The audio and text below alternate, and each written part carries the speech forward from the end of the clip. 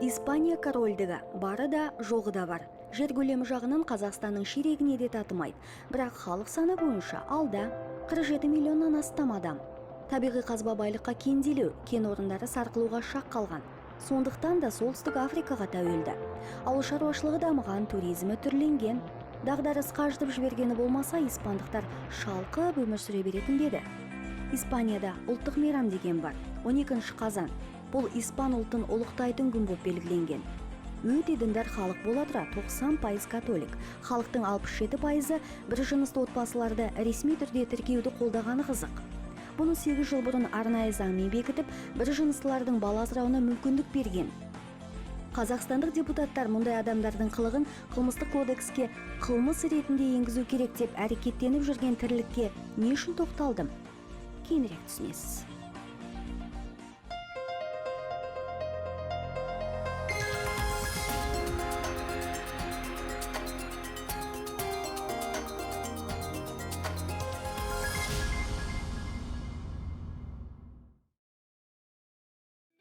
Камераның ішіне кіріп кетейін деп тұрған бұл қай бала?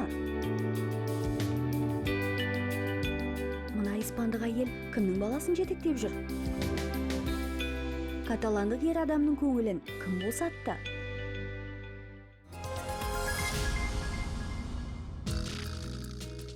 Испанияға келгенімізге 1,5 күндей болды. Ұшақтан түсе сала жұмысқа кірісіп кеттік. Мадридте біраз түсірілім жұмыстарын жасадық. Ол жақта Қазақстаннан асырап алынған 5-6 бала бар. Қазір шығармашылық топ және Қазақстанның Испаниядағы елшілігінің консулы Ердос Нұрғалимен Испанияның оңтүстігіне қарай аттанып бара жатырмыз. Мурзия провинциясына 410 шақырым, шамамен 5 сағаттай жүреміз. Кешкі салқынмен сол жаққа барып түнеп, таңертең жұмысты бастаймыз. Қандай халық? Испан халқы Еуропадағы ең мәдениеті дамыған халықтардың бірі қатарына кіреді. Француз, итальян, ағылшын, неміс мәдениеттерімен қатар келе жатқан көне мәдениеттердің бірі. Бұларға ең бастысы көне Римнен келе жатқан мәдени дәстүр бар. Орта ғасырлық дәстүрлері бар. Кезінде талай жерде жаулап алған жаугершілік дәстүрлері де бар. Халқының қанында бір серілік бар, тектілік бар. Соны айта кету керек. Сол себепті испан халқының менің ойымша Испаниядағы балалардың қазіргі жағдайы жаман емес. Тіліне деген жанашырлығы өте жоғары. Отбасылық құндылықтарын өте жақсы сақтайтын халықтардың қатарына енгізуге болады. Испанияның мемлекеттік тілі кастиль, яғни испан тілі, бірақ автономдық аймақтарда каталан, валенсиялық тілдердің үстемдігі жүреді. Жалпы әлем бойынша испан тілін ана тілін деп түсінетін 520 миллиондай халық бар. Ол Испанияның өзінде және шетелдегі бұрынғы Испанияның колониялары мен доминиондарының халқы. Кім ойлаған? Испан тілі қазақ балаларының да ана тіліне айналатынын. Айтпақшы, жаңа талаптарға сәйкес енді бала асырау жөніндегі шетелдік агенттіктер бүлдіршіндердің өміріне байланысты есепті. Соңғы уақытта қазақша есеп бергізіп отырмыз. Демек, бұл жай ғана жаңа біздің соңғы талапқа сәйкес жай ғана айтылған сөз емес, демек олар іске асыра басталды. Жол бойы біраз мәліметтерге қанықтым, бірақ көзбен көргенге еш нәрсе жетпейді ғой. Қандай екен испандықтар алған қазақ балалары? Алдағы кездесуді тағатсыздана күттім.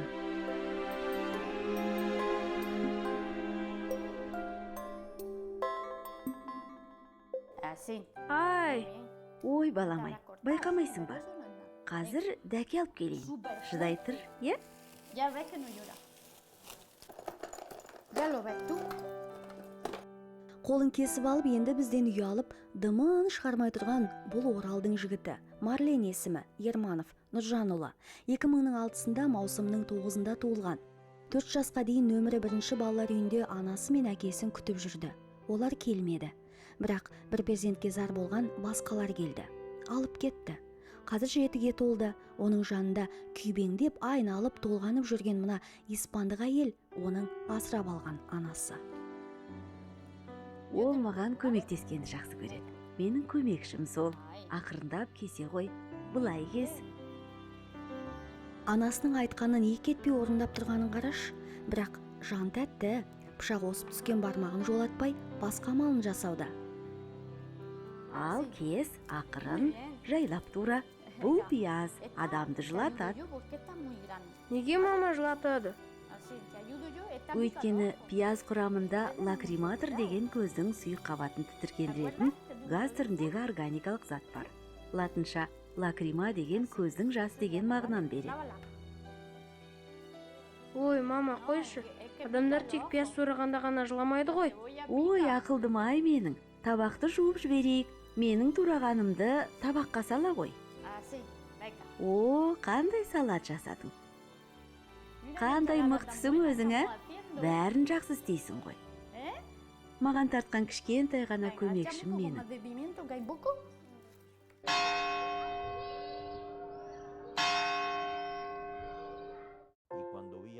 Икерде асырап алғаннан кейін бір жыл өткен соң шоқындыру рәсімін жасадық. Апасы қоймай қойды. Қайта айтып, өз дінімізге сай жасамасақ, жұмаққа түспейді деп. Бұл испандық азамат Икер деп кімді меңзейді?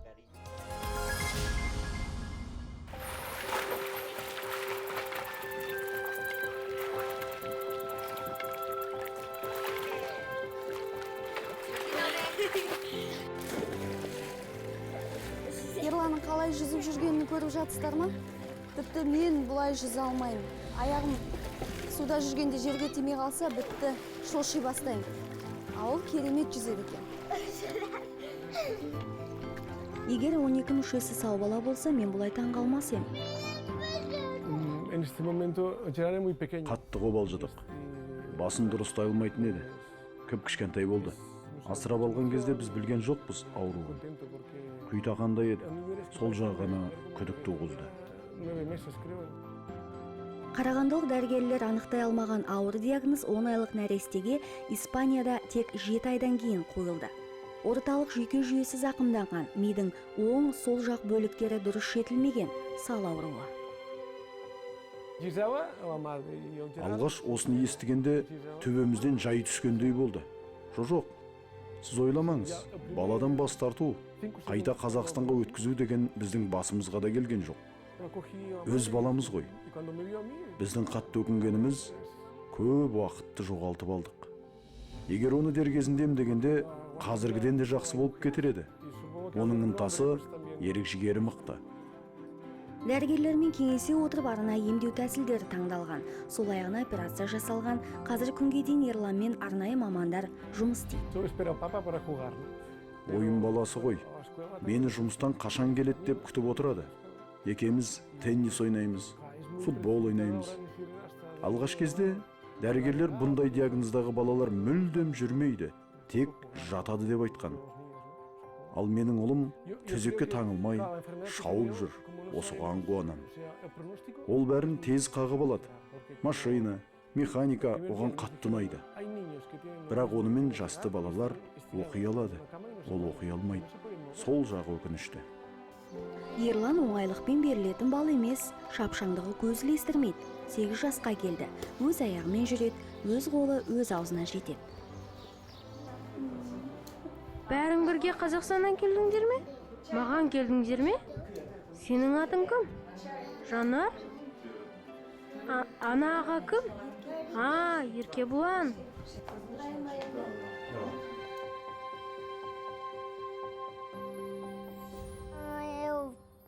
Велосипед тепкен ұнатамын. Шаңғы тепкім келеді. Суда жүзген ұнайды. Өскенде гимнаст болғым келеді. Достарыммен ойнаған ұнайды. Мотоциклдер ұнайды. Спорттың барлық түрімен айналысқым келеді. Жан-жануарлар да ұнайды. Пианинода ойнағым келеді. Атпен шапқым келеді. Музыканы жақсы көремін.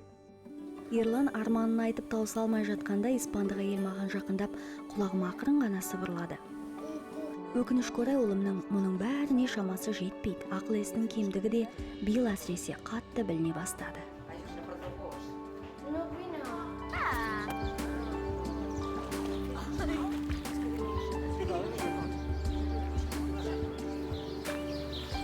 Қатты жақсы көретіндері білініп тұр. Қалай көңіл бөліп, мынандай ауру болып туылған баланы осындай деңгейге жеткізу. Бұл білмеймін енді, ерлік шығар. Бұл құрметтеуге лайық қасиет. Ерланның испанша есімі қандай? Қазақ баласының қасынан бір елі қалмай жүрген мына сары қыз кім?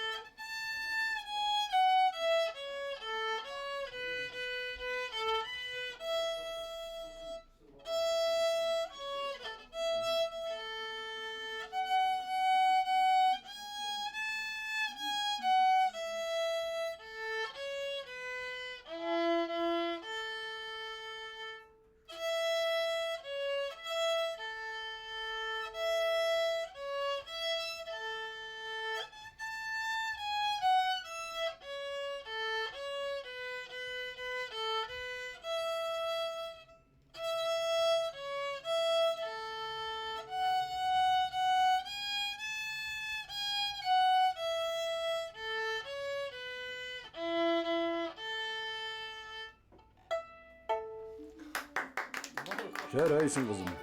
Сәл шатасып қалдым. Ештеңе етпейді қызым. Ой, сүйе бермеші бетімнен. Керемет ойнадың.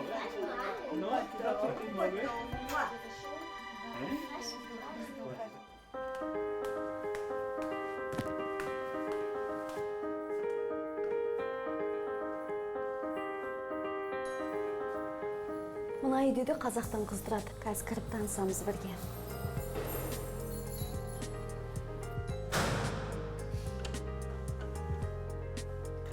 Сәлем. Сәлем. Қазақша білесің ба? Сәлем. Кім атың? Ада? Ада. Jordi, Жанар. Concepción. Жанар. Por favor. Қазақша білсе жақсы ғой. Тек сәлем деген сөзді жаттап алыпты. Оны қалай көрдім, қолыма алдым да бауырыма бастым. Бұлай құшақтап тұрдым да қалдым. Жібергім келген жоқ. Аяқ қолым дірілеп кетті. 21 күн бойы жанында болдық. Сот өтті. Заң бойынша елге қайттық, құжаттарды күттік. Бір айдан кейін алып кетуге келдік Қазақстанға. Туған анасы 9 ай көтерген нәресте туылған соң 9 ай тастанды атанды. Содан кейін қарағандылық қарағыз 20 жыл ұрпақ сүйе алмаған каталандық отбасының қуанышына айналды. Суретінде көрмедік. Біз таңдаған жоқпыз, ұл ма, қыз ба, кімді берді, соны алуымыз керек болды. Бәрі әлі күнге көз алдымда. Өз-өзіне келе алмай біраз отырды. Жанарына жасы үйіріліп тұр, бірақ шығармайды. Сезім иірімдері бәрібір етіп жіберді. Тас талқан етті каталандық әйелдің принциптерін.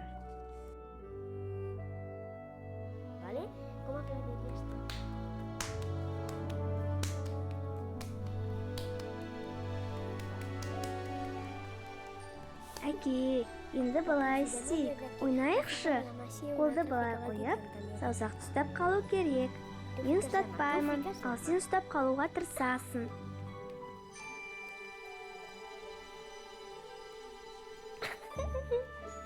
Жоқ, қолыңды былай қоясың. Әке, дұрыстап тигізсеңші, неге қорқасың? Я, бәрін біледі. Асырап алғанымызды Қазақстаннан екенін ақырындап айтып жатырмыз, кішкентайынан бастап.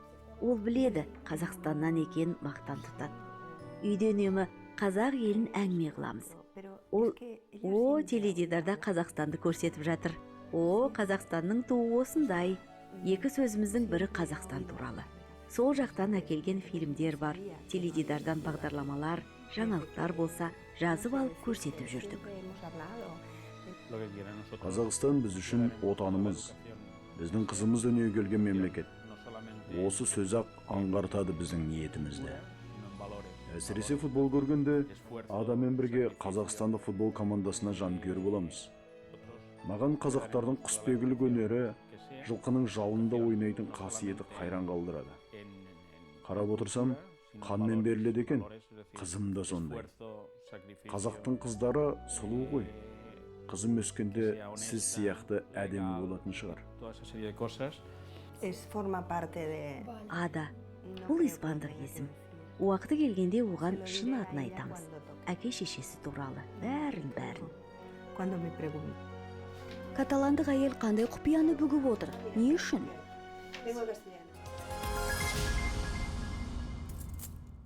Ал дастарханды жаяйық.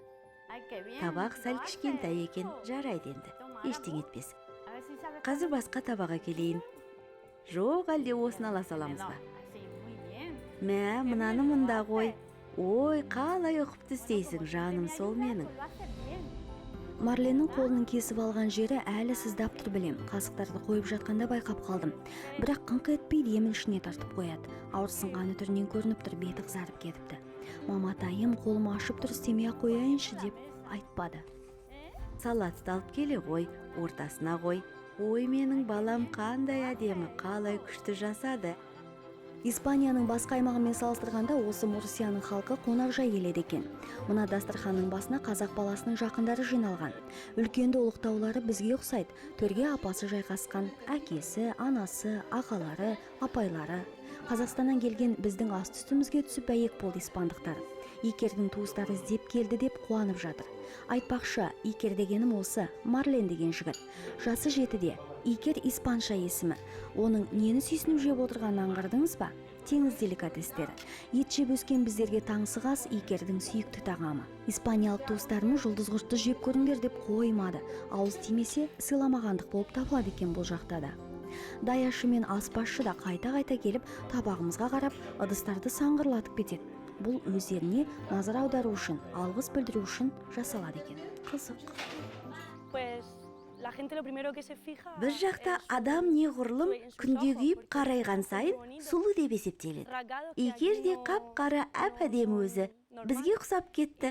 Әжем мені қатты жақсы көретін, қатты еркелететін, бірақ Икер келген соң мен екінші орынға түсіп қалдым. Бірақ әжемді одан қызғанбаймын. Икер маған бөтен емес қой. Ол менің бауырым.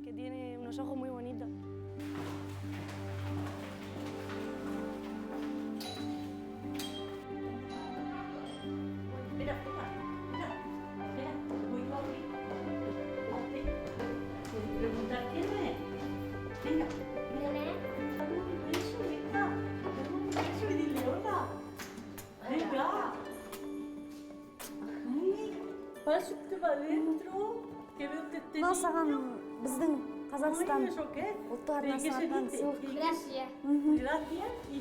Ішін көрсең болады, не екенін.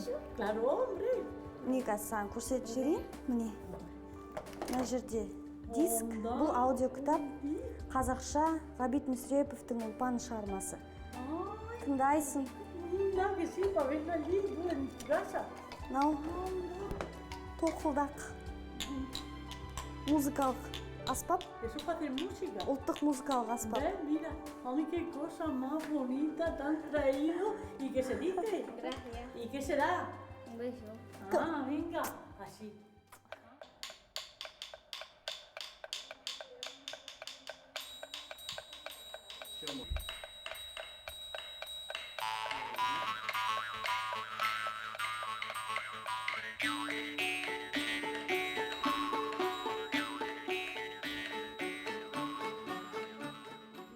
Марленнің апасының үйіне келдік. Жалғыз тұрады шалық айтқан. Жұбанышы, алданышы, осы қазақ баласы. Y que si yo no lo veo, que los demás lo disfruten mucho. Көңілі босады. Кәрілік пе? Жоқ, шын айтайын сіздерге. Көрініп тұр жақсы көретіні. Даусы дірілдеп кетті. 13 жыл бала көтермеген қызының қуанышына анасы қалай қуанбасын, қалай жыламасын. Ya, porque yo pues... Одан бір мін таппайсың. Көңілі таза ғой сондай. Ешкімге жамандық ойламайды. Бәріне жаны қалмай жалпылдап көмектескісі келіп тұрады. Кедей-кепшікті көрсе, үйіне жүгіріп келіп, анасынан ақша сұрайды. Не үшін тәтті алғың келе ме? Басқа нәрсе ме деп сұраса, жоқ, ана кісіге бергім келіп тұр. Мүмкін ол шөлдеп тұрған шығар, мүмкін қарны ашқан шығар дейді. Қалай айналып кетпейсің осындай баладан? Жақсылық жасап жүреді. Сосын оны да бәрі жақсы көреді. Менімен жолдан өтерде апа, қазір көшеден өтуге болмайды. Бағдаршам жанған жоқ деп мен тоқтатады. Мен оны емес, ол мені ертіп жүреді. Өте ақылды, салмақты, не істесе де тап түйнақта етіп жасайды. Қатарларынан озық әрдайым алда жүреді. Таныстарымыздың барлығы осы бала бір жерден шығады дейді. Ол бізді тапқан үшін емес, оны тапқан біз бақыттымыз. Algo aquí para atrás no vivió. Маған айтып жатыр Милагрес ханым. Мына суретте Милагрес ханымның қызы ең алғаш біздің қазақ баласын асырап алуға барған кездегі сәтінен көрініс екен. Осы суретті Испанияға жібергеннен кейін апасы, атасы барлығы көріп, осы баланы қатты қалапты, қатты ұнатыпты. Мына суретте Икер 3-те, испандық отбасы оны 4-ке толғанда алған. Buenas tardes.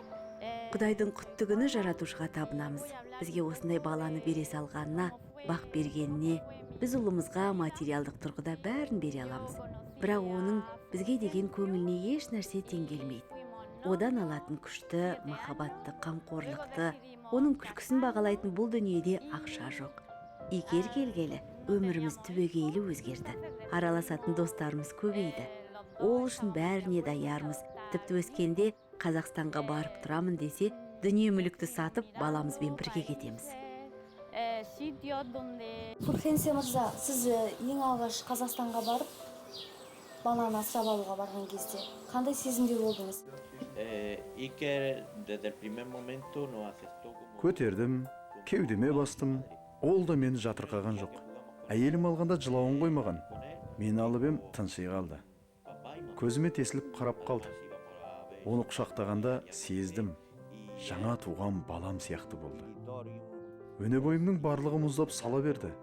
Қалтырап кеттім. Ол да менің бауырыма тығыла түсті. Бұндай бақытты болмаппын ешқашан. Қуанғанымнан айғайлағым келді, жылағым келді. Түріне қарап тұрып, менің ұлым дедім. Енді сөзбен айтып жеткізу мүмкін емес. Екеуміз де сездік қой деймін. Сол сәтте ол маған, мен оған қажет едім. Егер бөлмеңді көрсетесің ба, қай жерде ұйықтайсың? Е? Көрейік, бөлмеңді? Sí, vengo. Sí, vengo. Vamos. Бөлмеңді көрейік, екінші қабатта. Қай жағында? Мына жағында ма, мына жағында ма? Мына жағында? О, қандай күшті бөлмең. Анда киімдерім тұрады. Ана жерде достарыммен бірге түскен суреттерім ілініп тұр. О, глобус. Ал, көрсетші маған Қазақстанды білесің ба қай жерінде екен? Я, бұл менің глобусым.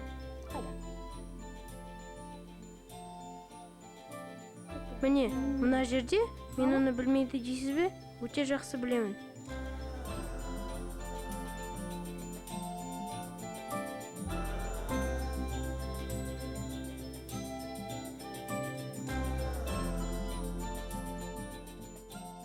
Нені армандайсың? Қандай арманың бар, айта қойшы? Мен жақсы оқушы болғым келеді. Жақсы бағалар алғым келеді. Өмір бойы ата-анамен бірге болғым келеді. Бір рет мені мектепте Қытайсың деді балалар. Сосын мен айттым, мен Қытай емеспін, мен қазақпын дедім. Маған ұнаған жоқ, Қытайсың деп айтқандары. Айттым, мен Қазақстанда туылғанмын. Қазір Испанияда тұрамын. Мен қазақша бірнеше сөз білемін. Қазақша сөйлеймін. Бірақ испанша көп сөз білемін дедім.